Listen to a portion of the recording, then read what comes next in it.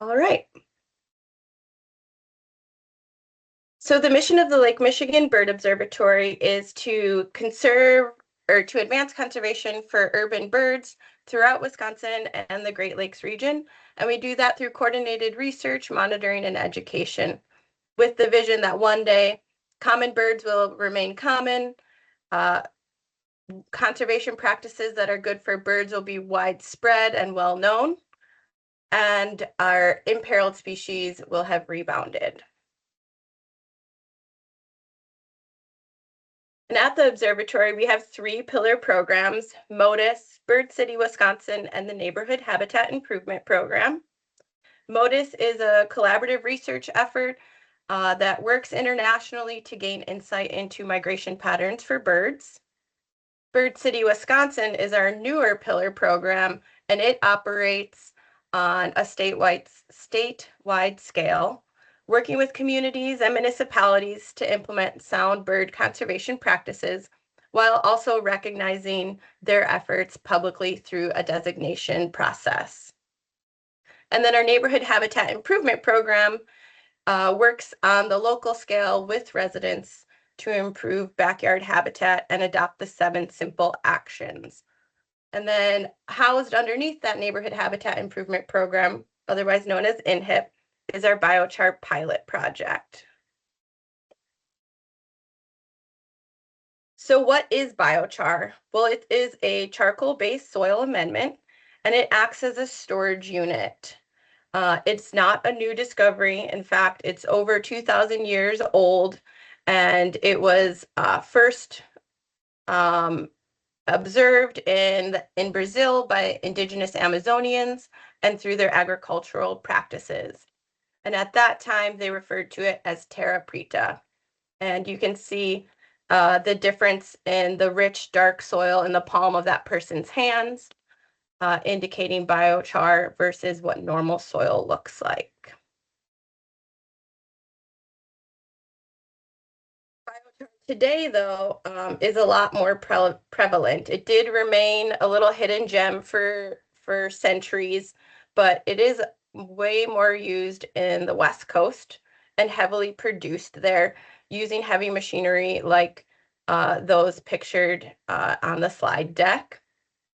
But in the Great Lakes region, not a lot of people had really been using biochar or even producing it until we launched our pilot project in 2024.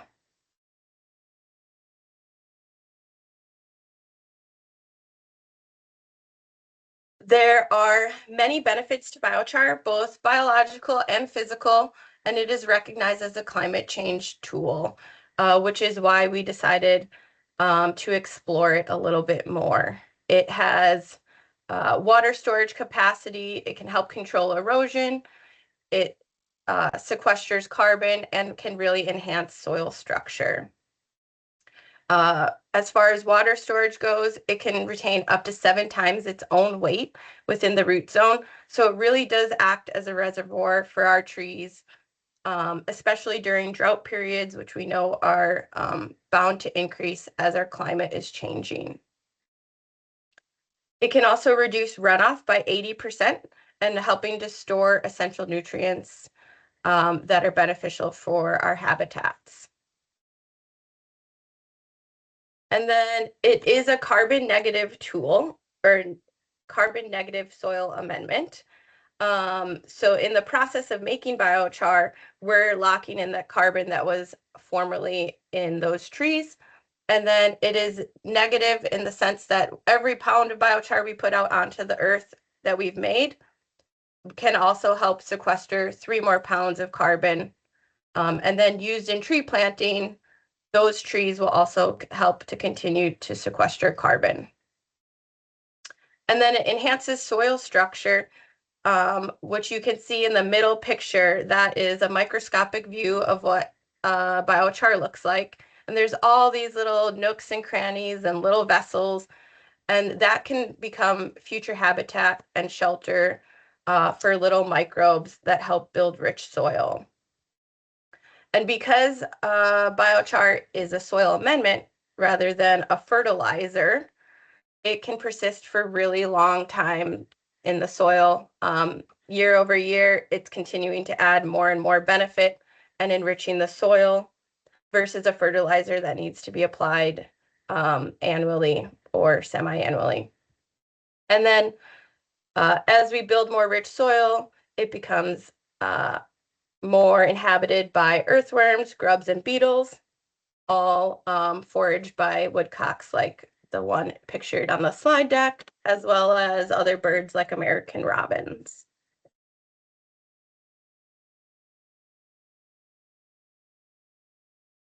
We have not been doing this project alone. We have several project partners that have been helping work with us for the last 2 years and beyond. 5 municipal partners up and down the coast of Lake Michigan: Kenosha, Racine, Fort Washington, Green Bay, and Two Rivers have all been partners since the inception. And we also have nonprofit partners like Root Pike Win. And then with additional funding and increased interest, we have expanded the project another 5 years, and we've been able to include additional partners like the Great Lakes Community Conservation Corps and the Eco Justice Center of Racine, and then also our partners at Maywood in Sheboygan. We were really selective in choosing our partners, not only based off of their proximity to the lake, but we also wanted urban partners so that we could also address serving our most vulnerable communities. So we selected planting sites for our pilot that had very low urban tree canopy cover, and used equity mappers to make sure that we were serving the most vulnerable neighborhoods. And we found that really important because urban areas are really challenging for birds as well as other wildlife. Urbanization has quickly reduced habitat quality. It has increased hazards with adding more buildings, created an overall scarcity for food and shelter, which they rely on. So we're hoping that amending the soil in these urban parks and pairing it with tree planting would really help build their lifespan. And the picture in the circle is an actual representation of some of the urban soils that we're working with, just to show you how degraded they are. If we had backfilled that hole for that tree, it probably would not live beyond my lifetime.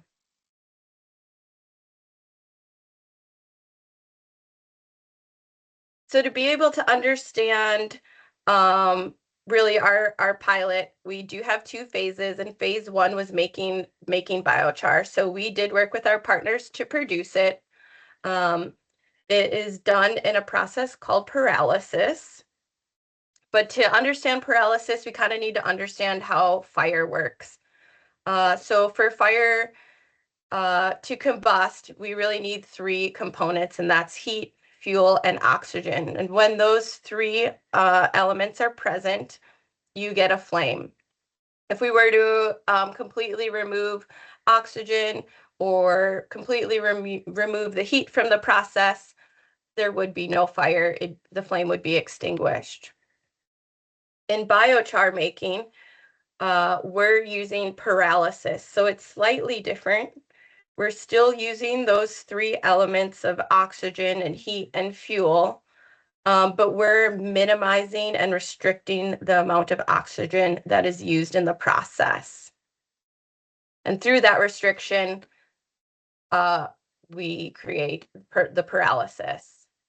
And we do so through specially designed kilns. So we designed the metal kiln that you see with the fire in it. And it's a 2-walled system. So there is a metal inner ring and a metal outer ring, and that ring also has a gap between them. So they're not touching each other. There's a 4-inch gap, creating this little channel that you can see in the diagram that's helping push air in and back out to keep the fire at a regulated temperature. It's also helping to reduce smoke so that we're not adding more air pollution. And then the the outer ring is also raised higher than our inner ring, helping to kind of push in that fresh air and cycle it that way.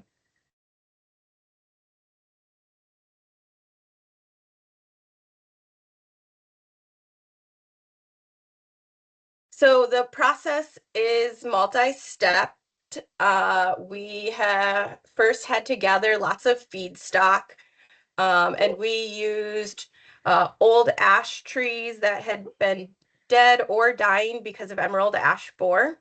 And our partners also removed invasive species in natural areas like common buckthorn and honeysuckle so that we could repurpose that feedstock in our kilns and use that to burn. And then we were burning for on average about 6 hours each workday.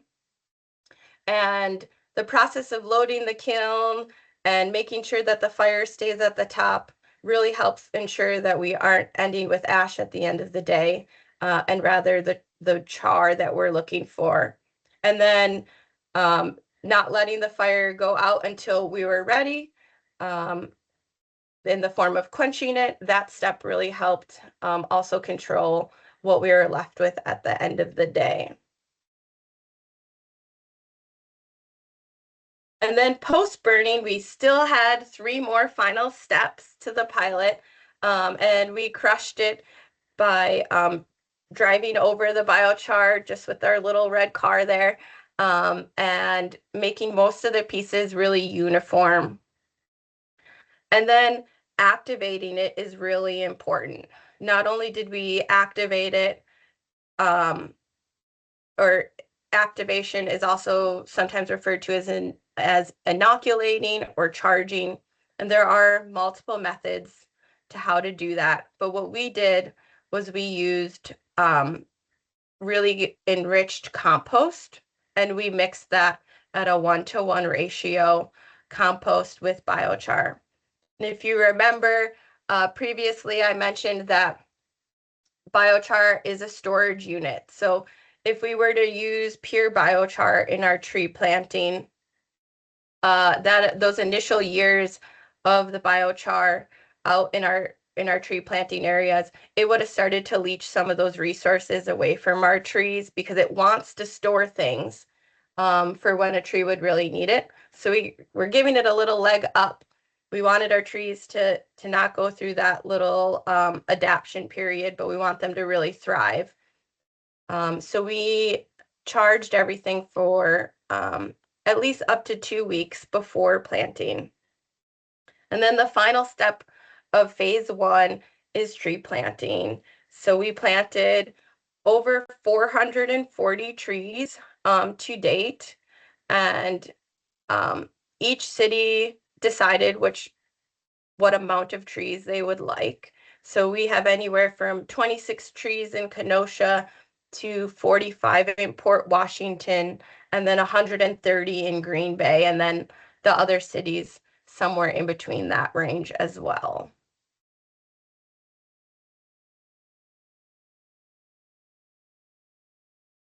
And because we are a research-based organization, we did incorporate an experimental design.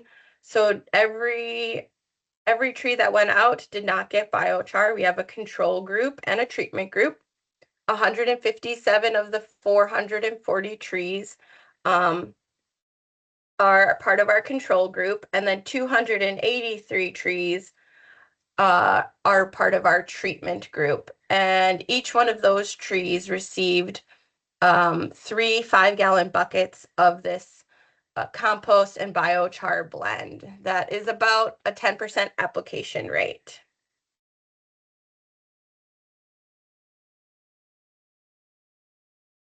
And now we're entering phase 2, where you all come into play, hopefully, as our volunteers going out and monitoring the health of our trees. We'll be monitoring not only the control group, but also the treatment group. And ideally, we're looking for 2 volunteers per project site, so per city. And each tree will only need to be monitored once this year, and then we'll likely repeat monitoring 5 years from now. trees do grow really slowly, so we don't need to go out on an annual basis. And we're hoping that volunteers can be deployed and go out monitoring somewhere between mid-June through the end of August. And we're using a platform called Survey 123, which is a web-based platform. So it's really easy to pull up on a smartphone or a tablet while you're in the field. And we've created really user-friendly Google Maps for folks to go out and determine where their trees are located. And then all other equipment is going to be provided to each volunteer. We've got biochar backpacks that we've been distributing to our partner sites. So if you're interested in monitoring in Sheboygan, you'll be able to go and borrow a backpack at Maywood. And if you live in Green Bay, there will be a biochar backpack with all of your equipment needs at the City Hall. And we've got those distributed throughout all of our project partner areas. So within those biochar backpacks, we do have a whole manual that is super cute. Mabel made it. It's really user friendly. It shares some background about biochar, but the most important thing is it has a QR code and a URL so that you can access the form to collect your data. And we'll walk through that form before we wrap up today. It is a smart form, so depending on how you answer certain questions, extra questions will be populated or taken away. So it's a really, really easy platform to navigate, in our opinion. And then this is just a monitoring checklist. Before anybody goes out in the field, we'd appreciate if you would go and sign our volunteer waiver. It's just on our website at lmbo.org under the Get Involved section and volunteer opportunities. And then we have a few requirements that we'd like you to prepare yourself with to go out, and then some optional. So we really think closed-toed shoes are important when you're working in the field. We ask that you'll use your own cell phone or tablet. And then the following tools like the DBH tape and the caliber and the tangent gauge and so forth, those are all provided in the backpack. And then optional but really highly recommended personal protective equipment are long pants and a sun hat. A reusable water bottle, sunscreen, and bug spray.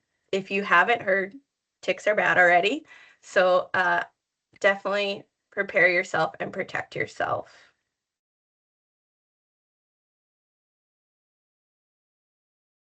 This list of 12 items are the things that you'll be recording in the smart form. So just some basic information like your name and the date, and then we'll ask for you to tell us the location of the city you're working in. Each of our trees are tagged, so we'll ask some information about the tree and which experimental group. And then you'll share tree health, which is subjective, and then you'll take measurements like height, DBH, and basal, diameter, and then twig dieback, leaf discoloration, and defoliation are also subjective, but we have a nice little class range that we'll go over. And then chlorophyll content, you get to use a cool tool, at least I think it's cool. And then the last thing we'll ask you to upload are 2 photos of each of your trees.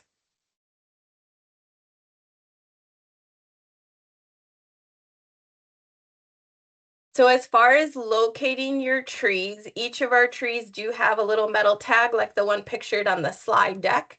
And then that same tag number is also on these Google Maps that we'll provide. And included on the map, you'll see the name of your tree and which treatment group it's in.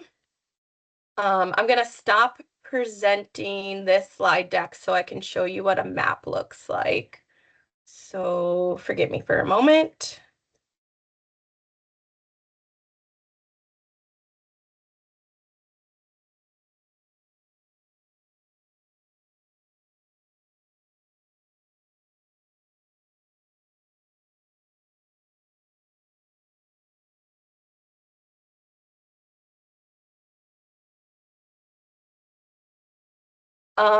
Mabel, can you confirm that you can see the map? Yep, it's all good. Thank you. Mhm. So this is a map of our project area in Kenosha. Each map is using the same color palette. So all of the yellow pins on here are control group. Each black pin on the map are our treatment group. If you were to select on a pin, you get a GPS coordinate that you can use to locate it. You'll also see the number. So the metal tag on the tree should say 808. C stands for control. And then coffee tree is the type of tree. It's a Kentucky coffee tree. And then for our treatment trees, it'll say, again, still the tree tag number 820. And then BC stands for biochar. And then the tree species is a bur oak. And then again, there's still the GPS coordinate for you to locate it. And we have individual maps that you can access via a QR code for each of our project sites. We can also share links too if that's easier. Now I have to stop sharing again, I'm sorry, and go back to the slide deck.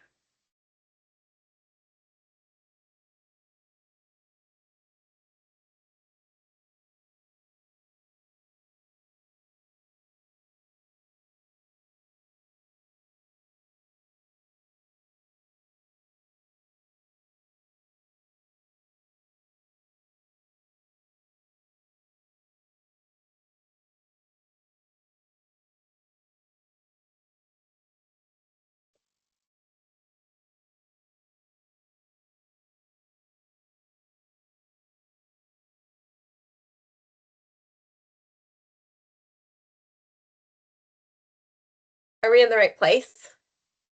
Cool. Yep. Saw the thumbs up, so. Okay. Yay. So this is after you're asked to submit just, your contact information, like your name and the date. This is the first question that you'll be prompted with. And you have three options about tree health. Is your tree dead?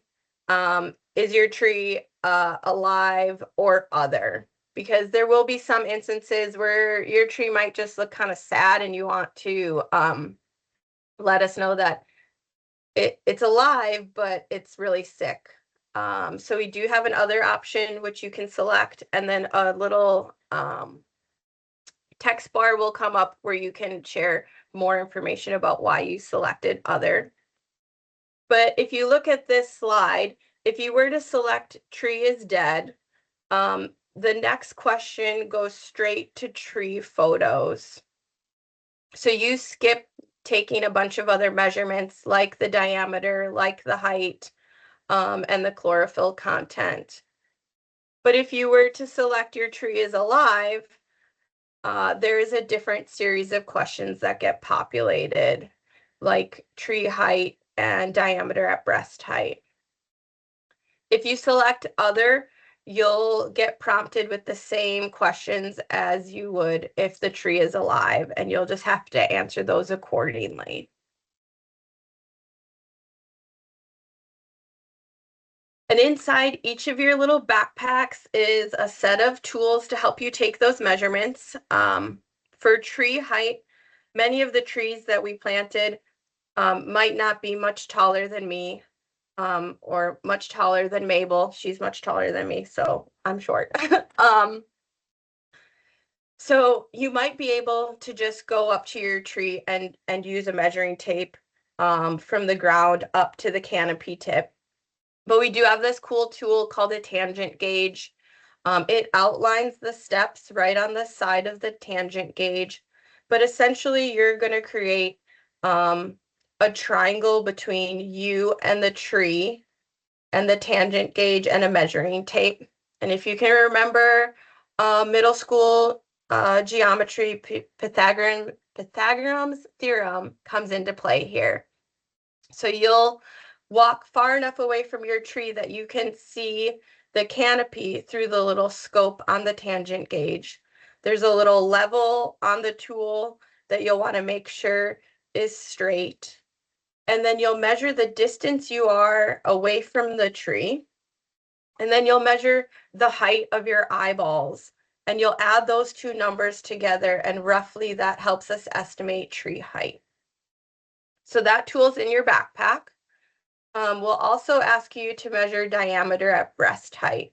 So everybody is different heights, so breast height can vary, but in forestry, 4.5 feet above the ground is standard breast height. So you'll use your measuring tape like it's photographed here to find 4.5 feet above the tree.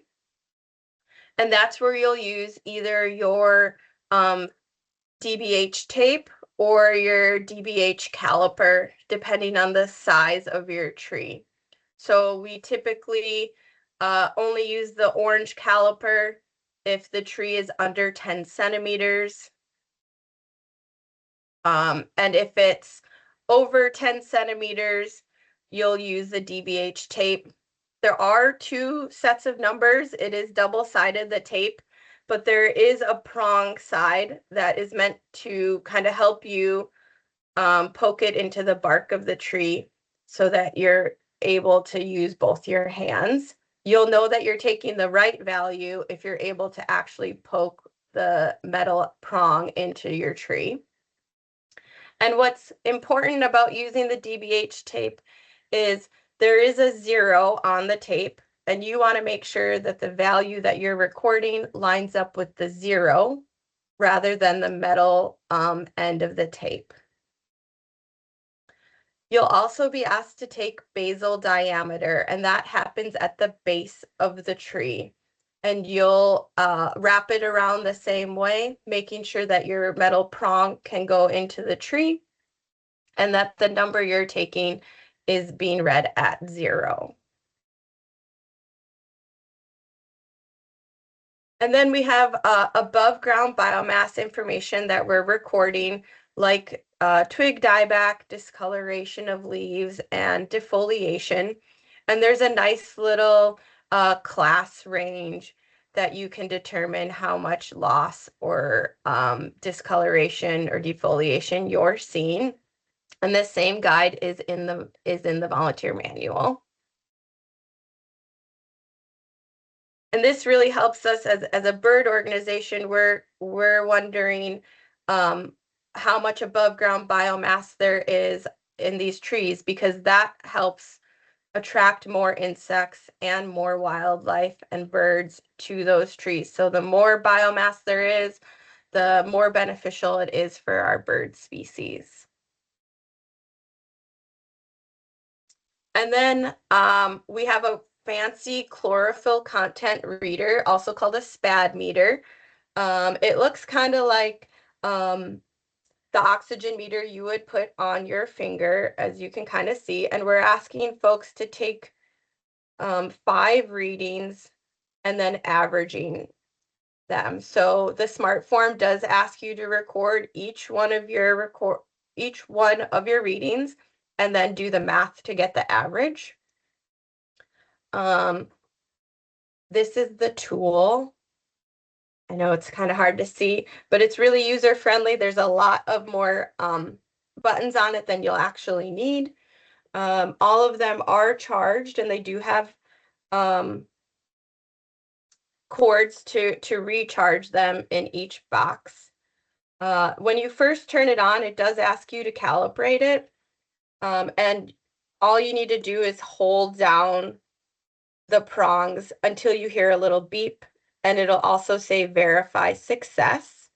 And then using my plant specimen here, You'll just put your leaf, you don't need to peel it off of the tree. You can just take the spad meter directly up to your tree leaf and press down, and then a series of numbers will populate on the screen and it'll beep, and we want to know the first value. It's listed as CHL, and then SPAD is after the number, and that's the number you're going to record into your data sheet.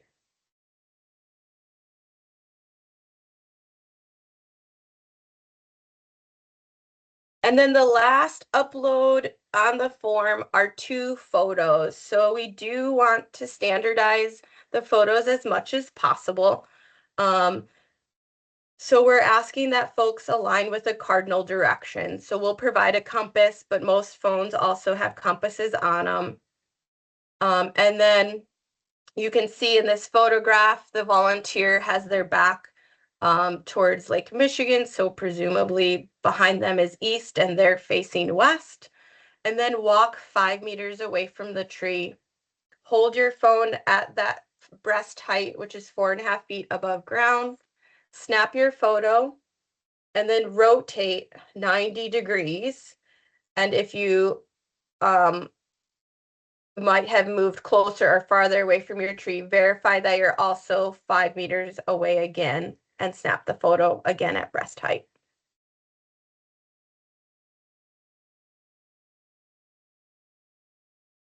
Okay. And now we'll wrap up just with going through the form itself.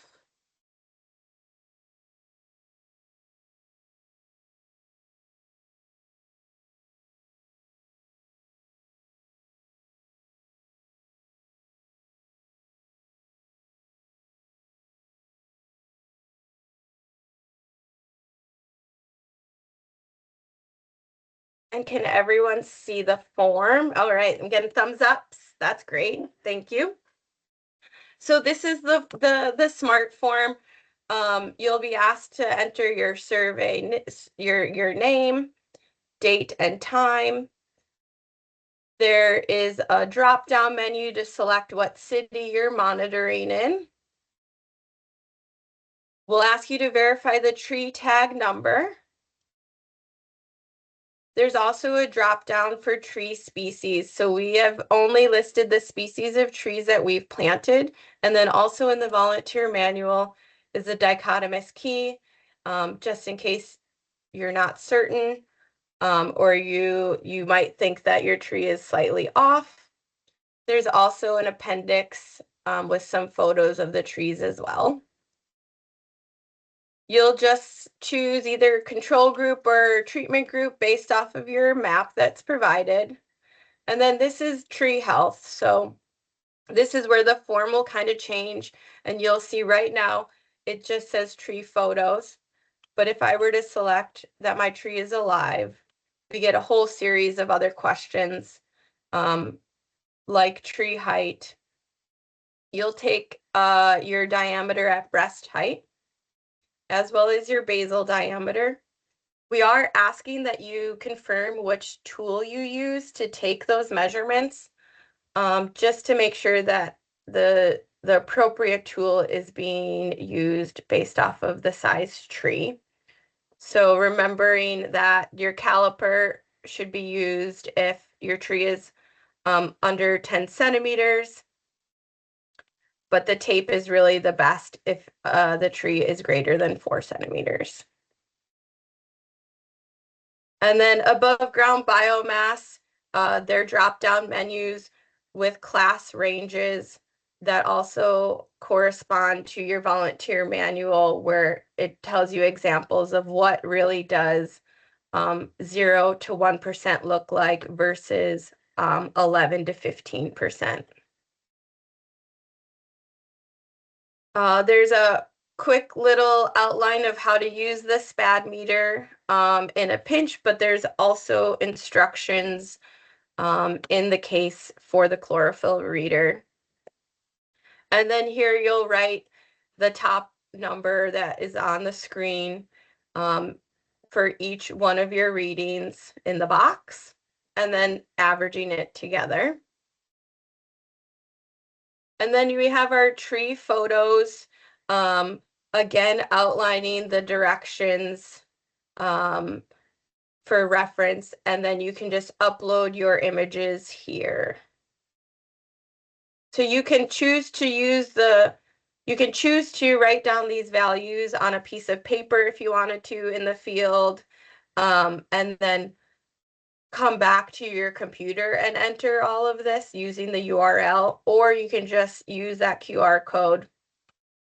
Because it is a web-based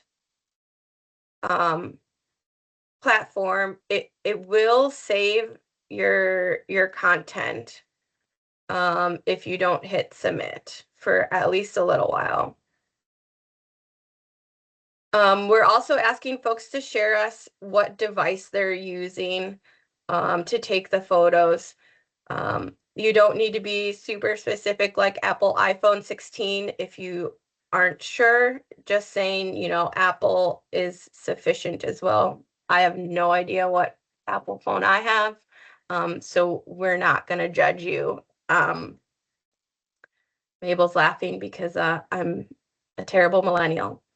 And then we have just 2 comment boxes to share any nesting activity or other comments. We love to hear from our volunteers about your experience.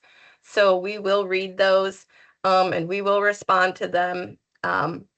So please feel free to use those boxes. And then the final step is to hit submit.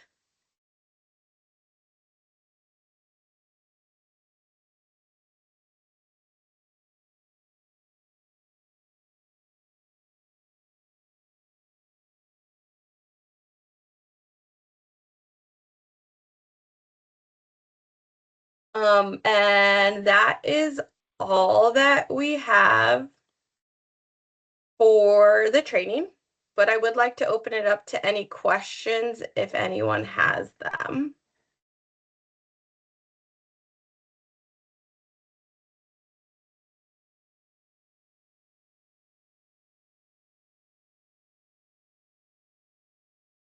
Oh, well, I just did such a great job, huh? No, I have a question. Can you hear me? Yep, go ahead, Peter. Okay, good. And now you said monitoring mid-June. How many times are we monitoring, let's say, any given tree? We want to do it at least 3 times, once each month, or how are we doing that? Great question. Each tree will be monitored once this year. Okay. So, for instance, if you wanted to monitor in Port Washington, those 45 trees that were planted as part of the pilot will all need to be monitored just once this year. Okay. And then in Kenosha, we have 26 trees planted. And so those 26 trees will just need to be monitored once. So using Kenosha as an example, that could be probably done in like 1 day with 2 volunteers, maybe over a couple hours. Some of our project areas have the trees really densely planted in one park, like Kenosha. Everything's planted in Washington Park.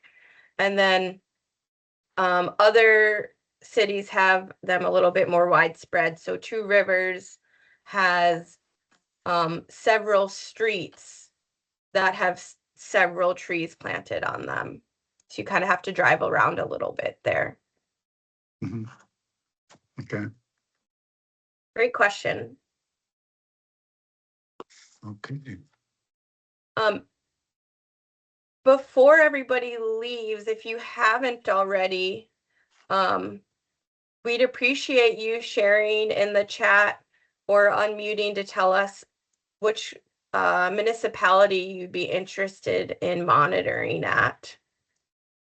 If we didn't scare you away, which I hope we didn't, because it's pretty easy and the trees are very small in a sense.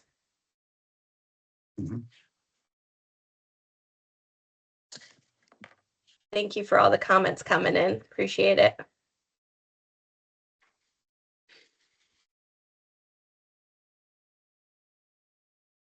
Okay. If there's no more questions, next steps will be Mabel and I following up with you via email, verifying the location you want to monitor in, and kind of asking roughly the quantity of trees you think you would have time to monitor. And then we'll also ask you if you wanted to work independent or you'd rather be paired with another volunteer. And then we'll share where each of the biochar backpacks are located within the local cities for ease to pick up. And then that's it. Okay.